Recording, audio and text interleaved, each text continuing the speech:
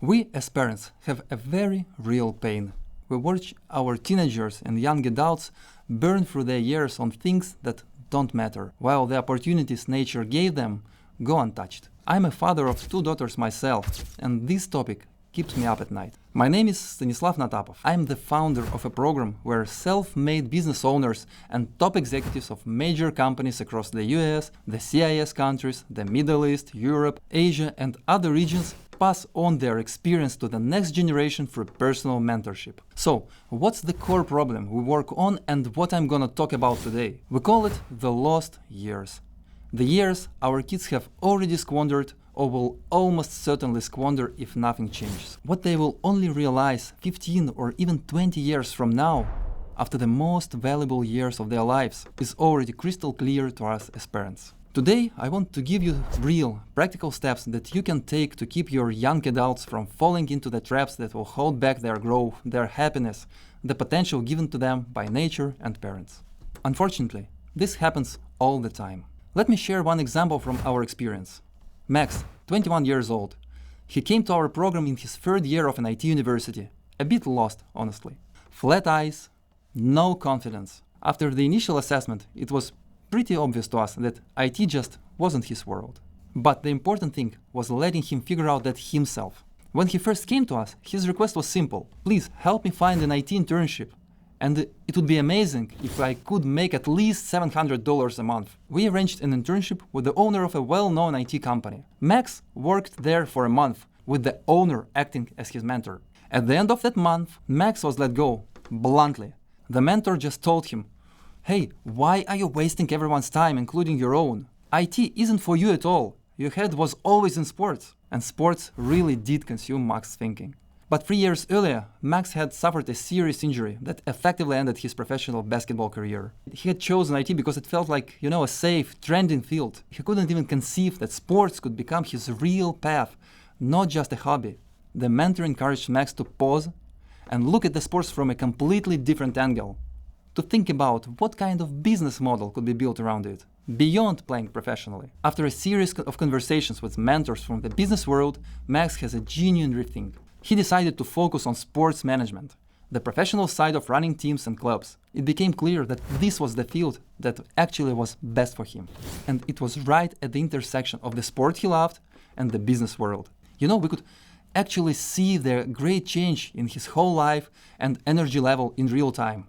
In the beginning, he used to get down, skip sessions we had lined up for him, and walk around with that flat look in his eyes. But once we found the field that clicked with who he actually is, he came alive. The lost IT guy had become an energetic and driven young man. Max launched his own startup, brought in advertisers and sponsors very quickly, and even found an investor.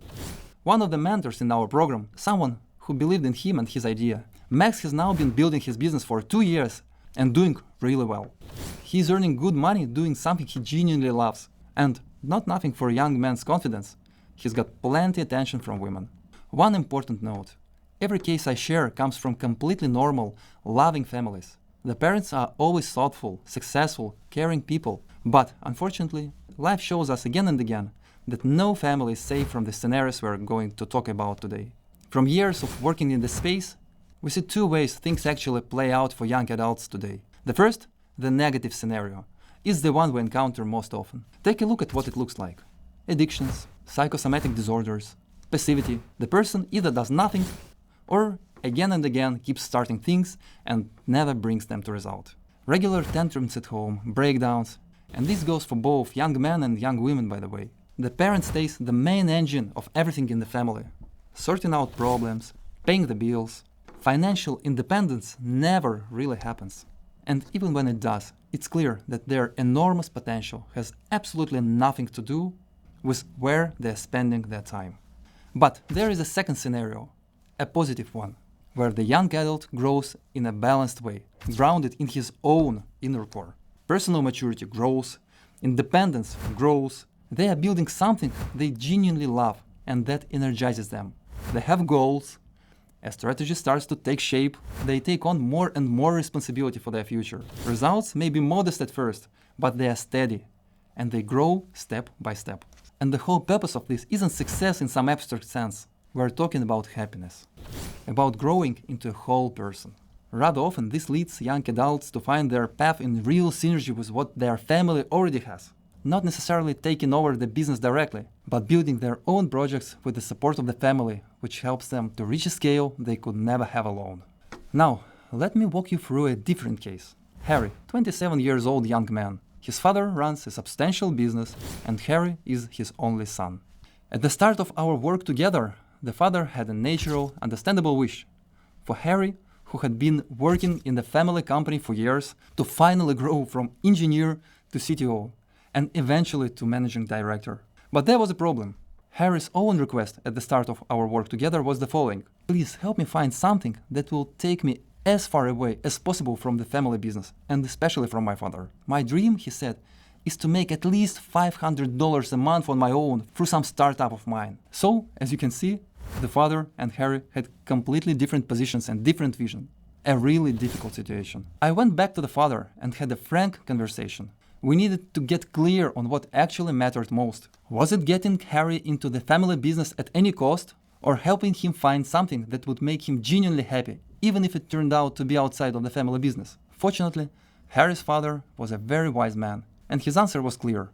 His son's happiness came first, no question. But, he said, let's at least try to show him what the family business could actually offer him, the real opportunities, and then let him decide.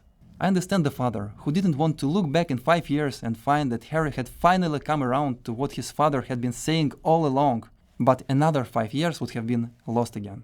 Just 6 weeks after Harry joined the program, he came to his father on his own with the following: Dad, listen, I've been rethinking a lot. Here is what I want to propose. You have never quite had time to launch that new production unit at the factory. Let me lead that project. We will run it with you as a joint venture, 50-50. I take the management, you provide the resources. If it works, I'll build the competencies I need and have the unit running at full capacity within a couple of years. From there, I'll learn to become CTO and eventually take over managing the whole business. Now let me tell you one very important thing. When things are left on their own, finding yourself typically takes about 30 years. From around 15, when you start searching, picking a university, all the way to 40 or 45, when a person can finally say, now I'm doing something what I really love. I enjoy it, I'm happy with my income and my life. However, sometimes, without necessary support or course correction, that moment, unfortunately, never comes at all. This is how the trajectory plays out for a lot of young adults. You try something here, something there, it doesn't fit, it falls apart, results are weak, you get depressed, your confidence takes a hit. Years go by, you try something new, and the whole cycle starts again. But going through that kind of long, really painful process is not inevitable. Today, we're going to talk about how to actually redirect your young adult's life trajectory from negative to positive one. I want to show you the 4 main reasons why young people's potential goes unrealized for many, many years. Reason number 1. Young adults spend years, often decades, searching for themselves in fields that simply don't match who they are. Every person is genuinely unique, and that's not just words, it's true. If we all went through the same set of assessments, every single one of us would come out with a completely different combination of parameters. And that's completely fine. We have different motivators. Some people are driven by money, others by recognition, others by having influence. We also look for different things in our work. Some people need a structured corporate environment, systematic, predictable. Others need autonomy and some level of chaos, and actually feel more comfortable in ambiguity than inside a tight set of rules. Which of these is better? What really matters is finding the right fit for a specific person. In my company, we account for several dozen parameters that together make up a unique combination, and even when at least one of those key parameters is not being met by what someone is doing, the person will definitely feel uncomfortable. They try something, it doesn't fit them, they quit, and they start over and over, and the cycle continues. And while you're searching for the right combination, testing out different options, this is where the decades go. From the outside, it looks like lazy, no drive, no ambition, lost, but once the right combination is found, everything starts to make sense and the ambitions grow. Exactly like with Max.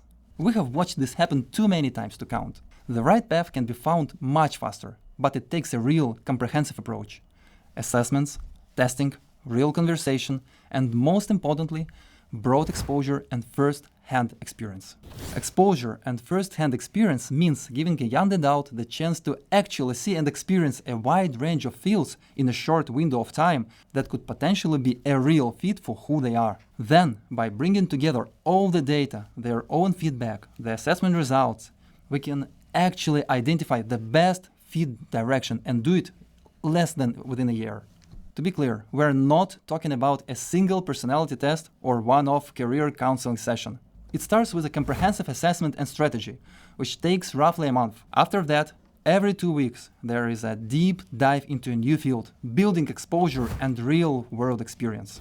Since we have a substantial pool of business owners and mentors, once we understand which fields suit a particular young adult, we give him a chance to get inside those fields. Not after 5 years of university, but right now, to feel what it's actually like from the inside, so they can understand early what kind of life is ahead and whether they want it or not. Let me tell you about another young man, Daniel, 20 years old. Initiative, how to tell you to get the picture, was essentially zero. Things in Daniel's life only started moving when his dad was practically doing the pushing for him. His father was making all the key decisions on Daniel's behalf on a regular basis. Even though Daniel was already 20 years old, and although he was in his third year at a top university abroad, he had no career strategy, no real sense at all of where he was heading. He applied to internships, got turned down, and speaking frankly, he couldn't care less. That's how things stood. And now look at the picture just 1 year into the program. The person in front of us seems like a completely different young man. He is now the one reaching out to companies to set up internships and getting them.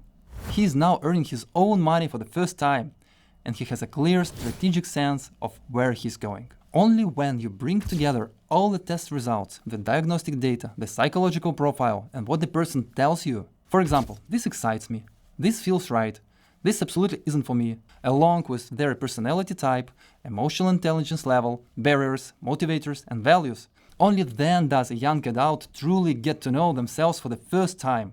And of course, it gives you a real chance finally to get to know your child. And only then it is possible to identify the right direction and save them 20 to 30 years of searching. Beyond the many years spent finding one's path and learning to know oneself, there's a second reason that runs in parallel and massively compounds the first. And here, I'm quite sure, many of you will recognize not just your young adult, but yourselves. So, reason number 2. A weak environment shapes narrow and often limiting models of thinking. All of us, and young people especially, are shaped by our surroundings. This influence happens constantly when we talk with people, when we spend time with them, watch how they handle things, acquaintances, colleagues, friends, people we train together, and plenty of others. The people we spend time with shape our thoughts, ideas, and even our view of what's possible and what we are capable of. And there's an enormous difference between how the environment affects us as adults and how it affects young people. Our patterns and beliefs are already set. They shift slowly and with difficulty. For us, our surroundings have a quite limited influence. But our teenagers and young adults at 13, 15, 20 absorb everything around them like sponges. They are literally programming their own neural networks at precisely this age. And the people surrounding a young adult during these years are the ones who shape the scale of their thinking, their level of ambition, their relationship with work, their relationship with themselves, and their entire worldview for the rest of their life. This influence is continuous and constant, whether we want it to be or not. And that's not a problem. It's actually a good thing, but only when the environment is a genuinely positive one. So, the real question isn't whether the environment has an impact. It does. Always. The question is, did the environment around your young person form randomly out of whoever happened to be nearby? Or did you shape it intentionally? Nature has wired us in a way so that after age 13, a parent provides a sense of safety and security, but stops being a role model. That's how evolution works. If parents stayed the primary model forever, experience could never advance from one generation to the next, and separation would not take place. So, and who actually shapes the way your young people think? The psychologist Albert Bandura proved back in the last century, and a great deal of modern psychology is built on this today, that thinking is shaped by other significant adults, not parents, but those people whom the young person himself sees as an authority. Yes, our influence as parents fades year by year, and that's completely normal. But it doesn't mean that we can't build an environment for them that feels significant and instills the models and scale of thinking that will actually serve them. So we have a choice. Either they take deliberate steps to make sure that people around them have a genuinely positive influence on how they develop, or we leave it to chance. Just try a quick exercise right now. Think honestly, how much time does your young adult actually spend with people whose thinking and worldview you would want them to absorb for life? Chances are very little, or even maybe none at all. And now think about who they are actually spending most of their time with. In practice, these are elder peers, coaches, tutors, senior colleagues. Ask yourself, what worldview and scale of thinking are these people embedding in them? Many of them, of course, are very good people, but they are not in a position to teach someone to think big, to be ambitious and successful, to think critically, and most importantly, to be fulfilled and happy. And what's really harmful, not just to that young person's future, but to your entire family's future generation's trajectory, that it's precisely the thinking of these people that gets written deep into the mind of your children. They are the ones forming beliefs, habits, and the way your young adult sees the world. And here is what matters. The thinking model you actually want someone to develop can only be passed on by someone who genuinely lives that model themselves. Not in theory, but in practice. Let me show you a few real examples. Kirill Sejinov, co-owner of a major company for footwear retail, with over 300 stores, the top seller on several marketplaces. Annual turnover runs into more than $700 million. Kirill runs largest footwear showroom in CIS countries. And these pictures were taken right there. Here you can see the program participants who are attending a masterclass at his company. Kirill is one of our regular mentors. He teaches young adults financial literacy and investments, shares personal and business experience. This is one of many sessions that leave a deep impression on participants. After meetings like this, many of them begin to show a real, authentic interest in exploring entrepreneurship as a real way to build their own path. Research shows that people who realize their potential through entrepreneurship or investing, rather than employment or management, are on average 20% happier. This happens so because they have greater autonomy in decision-making and have a higher degree of personal freedom overall. Let's talk about the 4 key mental models. Here is an example. A young adult decides that he wants to dedicate his life to fighting cancer. In the employee mindset, that might mean becoming a doctor, a scientist, or a pharma company manager. But if we expand that same person's perspective, show them the startup founder model, for example. In this case, addressing that same problem, he could, for example, find a scientist co-founder, split the roles, bring in investors, move fast to test the hypothesis, and eventually sell the company to a larger player. That's still a real contribution to treating cancer, but a completely different scale and a completely different kind of freedom. In the investor's mindset, he would think differently again, learning to evaluate companies, build a pipeline of promising projects, raise capital, and earn alongside partners by managing that capital. We just looked at 4 completely different paths, 4 models of thinking, all applied to the exact same field a young adult might choose, treating cancer. And we can see clearly that the startup, entrepreneur, and investor models of thinking don't just offer far more personal freedom. They also provide far more resources to actually pursue something as meaningful as curing cancer, because they allow one person to influence far more lives. There is one more important thing worth saying here. Schools and 99% of universities are built to develop exactly one model of thinking: the employee model, the manager model. The system prepares people for a career working for someone else. So who is going to show your young adults the other ways of building a life? Who can actually teach those models? Only someone who genuinely lives them. Not theoretically, but in practice. The significant adults from outside the family circle. I hear this again and again from participants after personal mentorship sessions within our program. Before meeting the mentors, they had pictured their future exclusively through the lens of employment, working for a company. And of course, for some people, that's genuinely the right path. But many end up there simply because no one ever showed them that other options exist. After going through the program, they fundamentally rethink their direction and understand in very concrete, practical terms how to build a path that actually fits them. not just as future executives, but potentially as startup founders, entrepreneurs, or investors.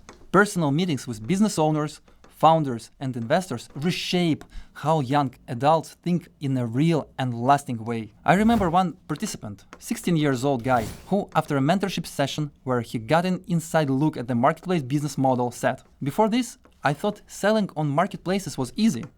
Just buy and sell.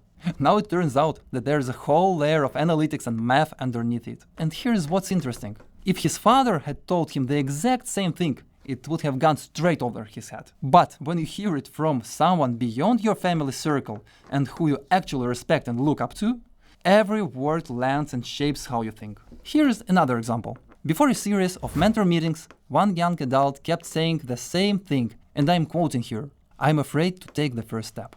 After working with mentors, that same person was thinking in a completely different way. If you're afraid of failure, you are already bound to fail. You have to try and actually believe it's going to work. His words. That's what our program does. It genuinely reprograms thinking and brings it to a different level. This is exactly why we run these individual sessions with different mentors on a regular basis, every 2 weeks. It is the fastest way to swap out limiting beliefs for ones that actually drive growth. Another huge advantage of these meetings with business owners and investors is the exposure. Getting first-hand experience across different industries in real time, not in a classroom. Just think about it. In a single year, a young adult can get inside dozens of fields in a meaningful way. And this is how strategic thinking develops. Barriers start to break down, communication skills grow, and a genuinely high-caliber network starts forming. All at a young age. And all of this without any parental involvement, which directly builds independence and personal accountability. We now have over 300 top-tier mentors across the USA, the CIS, the Middle East, Asia, Europe, and globally. Participants know that they have real support, that there's always someone who they can turn to for advice.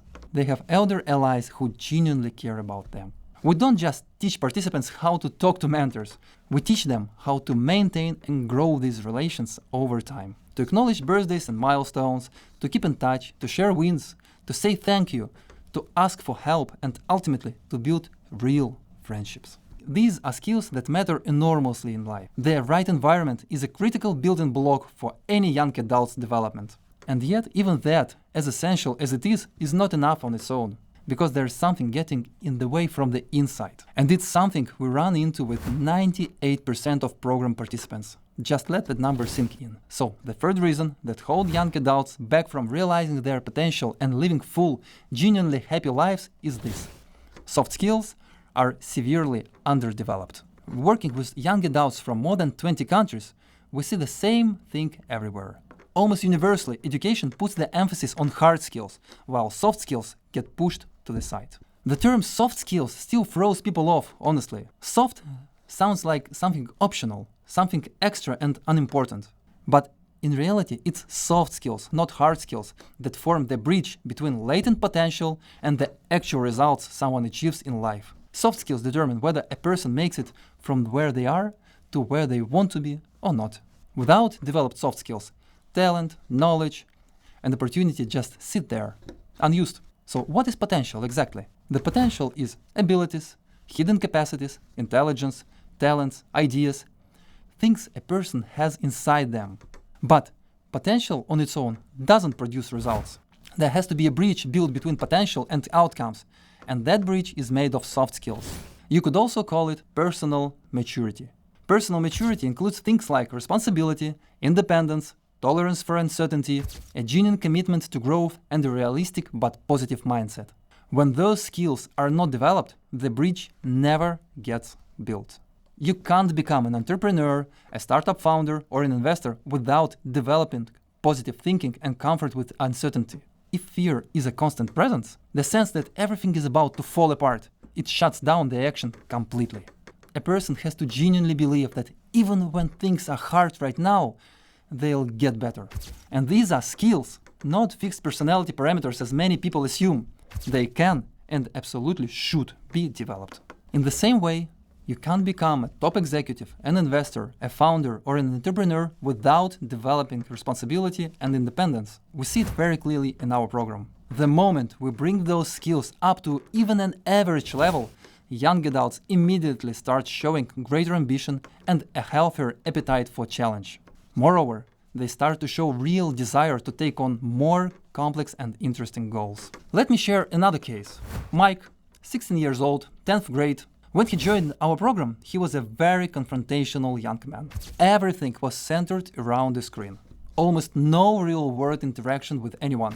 All friends were online. His father, meanwhile, is a highly respected, genuinely interesting person, a successful entrepreneur. The father would suggest, try sports. Mike would try, then quit.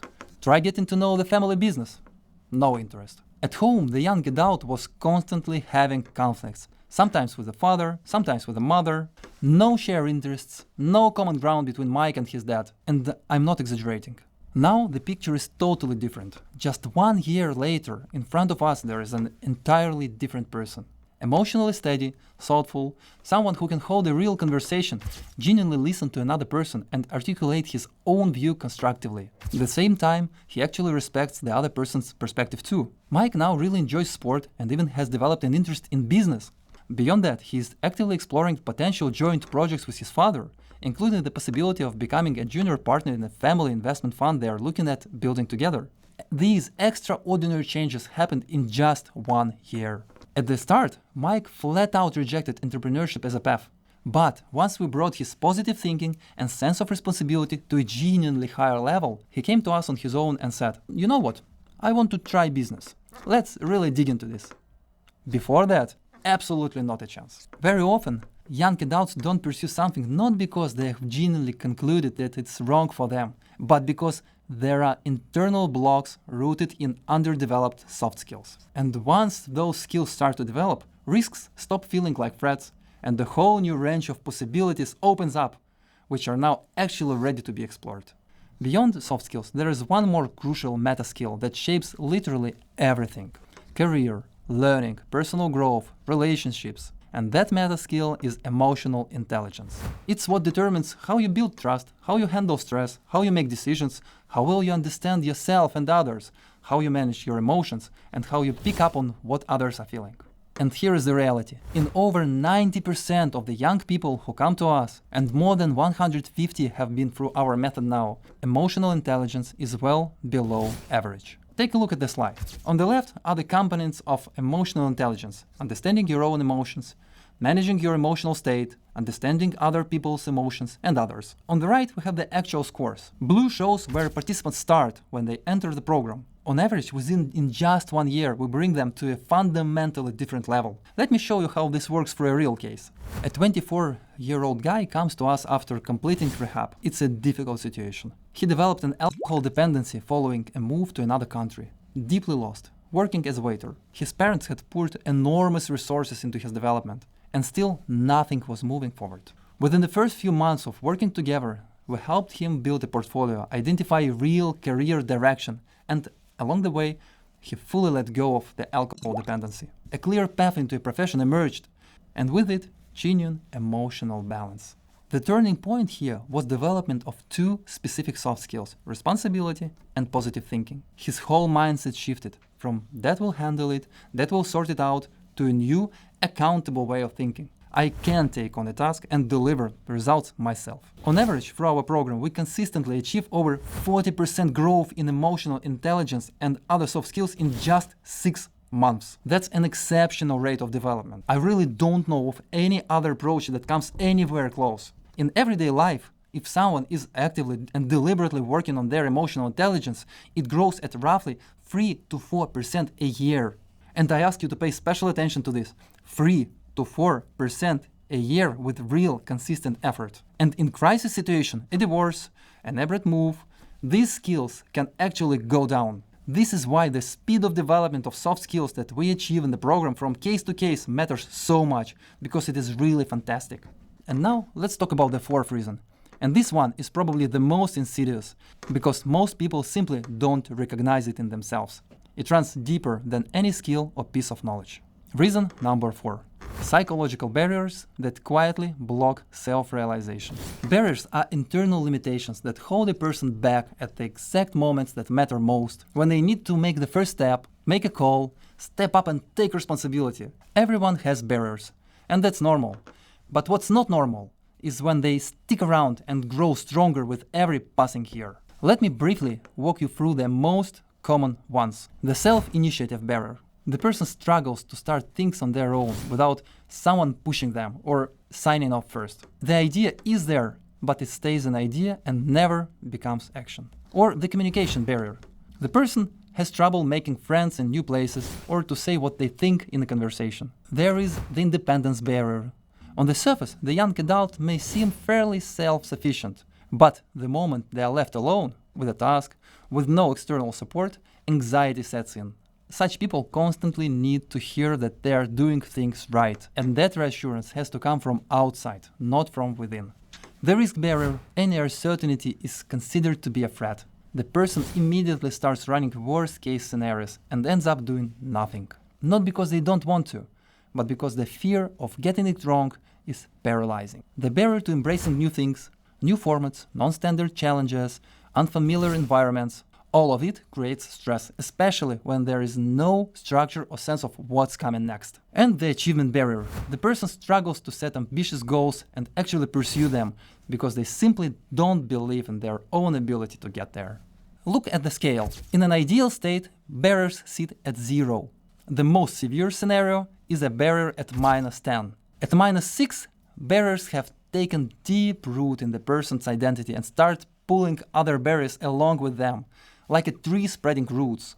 As a rule, almost everyone who comes to us has at least one barrier at this level when we start. One important note, here and throughout, when I talk about the level of soft skills development, barriers, or the degree of change we see, I'm citing measurements taken exactly using independent diagnostic tools. We have no ability to influence these scores. Participants complete comprehensive assessments on platforms entirely separate from us, and only then do we get access to the results. If a barrier is sitting at -4 or below, it won't go away on its own. It will only dig deeper, and it will pull other barriers with it, just like a tree spreading its root system. The blue on the slide shows the median level of psychological barriers participants have in the beginning of the program. The yellow shows how significantly we are able to bring those numbers down within just a single year. The changes are transformational. We see it case after case, every time. Over just a couple of years of program, barriers typically come down to a level where they no longer stand in the way of growth and self-realization. Here is a recent example. This is a report for the parents of one participant who had completed just 6 months of the program. 6 months. His risk barrier decreased from -6 to -2. 3 times decrease. It had been a significant block for him. Overall, all barriers combined came down by 22% in half a year. That's a meaningful result. As I promised at the start, I want you to finish this video with more than just understanding of the problems. I want you to walk away with the concrete steps you can start taking today. Here are 3 simple actions that genuinely make a difference. The first, give the young adult the chance to start exploring real fields and real businesses. This matters most when they are under 20. Many parents, when they try to tackle this, do something like the following things. They look for a career aptitude test online, sign their young adult for group company tours, suggest a YouTube video or a book, but that doesn't work. A profession isn't a concept. It's a recurring daily routine. So you need to show them what a real workday actually looks like for someone in a field that interests them. Morning, what are the priorities? Afternoon, what kind of meetings, what kind of decisions? When a crisis hits, how does the person actually handle it? Evening, what came out of the day? They won't just see the polished version they've already imagined in their head. Think back to the marketplace story. They will feel the actual pulse of the profession from the inside. How to make this happen? Bring them to your own workplace. Reach out to someone you know in a field they are curious about. Even a half-day visit to a company as an observer makes a real difference. After that, a lot of things that felt abstract become concrete. The second recommendation, create the environment around your young adult intentionally. Remember what we said. Thinking models are caught from people, not from books. One real conversation with someone who has genuinely built something gives more than 100 lectures, 1,000 lectures. Bring people into your young adult's life who think the way you would want them to think, and teach them to ask the right questions. Not just what do you do, but how did you make the decision? Or What would you do differently looking back? That's what actually opens up a new way of seeing things. If you read books together, don't just recap them, discuss them. Ask, what do you think about this? That approach builds independent, critical thinking, rather than the habit of absorbing someone else's thoughts. And the third recommendation, develop broad exposure and emotional intelligence. The person who can listen to themselves will never truly be lost, even when they don't yet know which direction to go. During any trip or new experience, encourage them to notice, what did I enjoy? What did I feel? Keeping an impression journal is a simple, underrated tool for learning to understand yourself through actual experience. Check in with them regularly. Ask what stood out this week. In other words, stop solving things for them. Ask questions instead of handing over answers. Let them arrive at their own conclusions. Even if it takes longer, that's exactly how an internal compass forms, the one that guides a person through their whole life. These are the 3 steps you can start today, right within the rhythm of your normal life. Today we have seen that the trajectory of your young adults can, and most importantly, must develop towards a path where real self-realization is possible.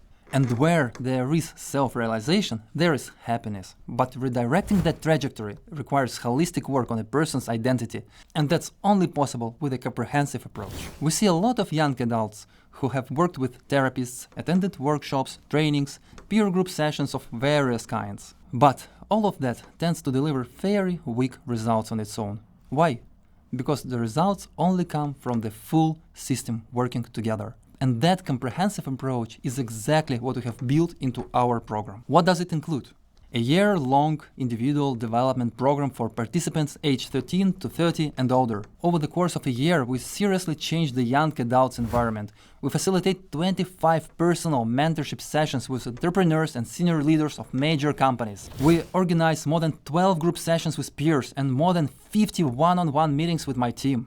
Masterclasses, debates, in-person events, at least 2 internships, substantial soft skill development work, and the execution of real projects under the guidance of experienced entrepreneurs from my personal network. A word about our mentors. Every mentor in our program is personally invited by me. These are founders and CEOs of companies with annual turnover from $10 million to over $1 billion per year. Senior leaders of major companies from the US, the CIS, Europe, Middle East, Asia, and globally. People who don't just know how business works, they build it every single day. And my team and I invite each of them to become mentors only when their values are genuinely aligned with the values of the family we're working with. That's non-negotiable. A young adult absorbs not just knowledge, but a model of thinking and a relationship with life. So it matters deeply to us who is standing alongside them. We prepare each mentor specifically for working with young adults, and we train participants not just to ask good questions and communicate. We teach them to build and maintain relationships with high achievers over the long term, the people who we have connected them with. And do you know what else every single one of our mentors has in common, beyond professional caliber and scale of personality? A genuine desire to share, to pass on what they have spent years building, because they, like me, truly believe that young people deserve a better start. Our mentors are always people of strong values, and we stand behind that. We watch how they keep their word, how they show up in difficult situations, how they treat the people around them. Since 2021, hundreds of young adults have gone through our method. Participants launch startups during the program or immediately after, start investing, find their path, one that genuinely energizes them and sparks real ambition. The first shifts in soft skills become visible within just 3 months, and real transformational changes within 6. And one last thing I always say honestly to parents: the later you start, the harder it gets. Because as people get older, beliefs become more fixed, barriers dig in deeper, and change takes more and more time. The best time to start is before 18. That's what our experience shows consistently. Thank you very much for watching, helping our kids reach their full potential.